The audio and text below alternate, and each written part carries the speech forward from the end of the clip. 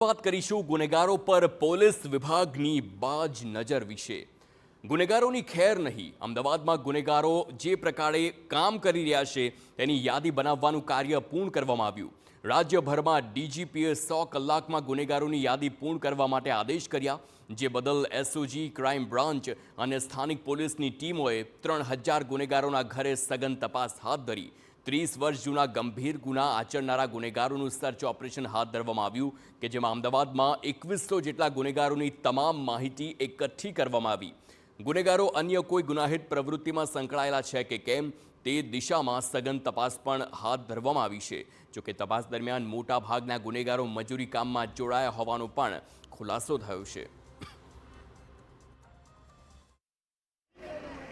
એ યાદી બનાવીને તમામ આરોપીઓ હાલ કયા પ્રકારની પ્રવૃત્તિ કરે છે એ બાબતની તપાસ કરવાની સૂચના હતી અને એ અનુસંધાને અમદાવાદ શહેરમાં 3000થી વધુ આરોપીઓની જે લિસ્ટ છે એ તૈયાર કરવામાં આવેલી છે અને એ પૈકી 2100થી વધારે આરોપીઓ જે હાલ અમદાવાદ શહેર વિસ્તારમાં રહેતા હોય એને એસઓજીની ટીમ દ્વારા, ક્રાઇમ બ્રાન્ચની ટીમ દ્વારા તેમજ અલગ અલગ ઝોનની અલગ અલગ પોલીસ સ્ટેશનની ટીમો દ્વારા એની ચેકિંગ કરવામાં એ જે કાર્યવાહી છે એ પૂર્ણ કરી લેવામાં આવેલી છે।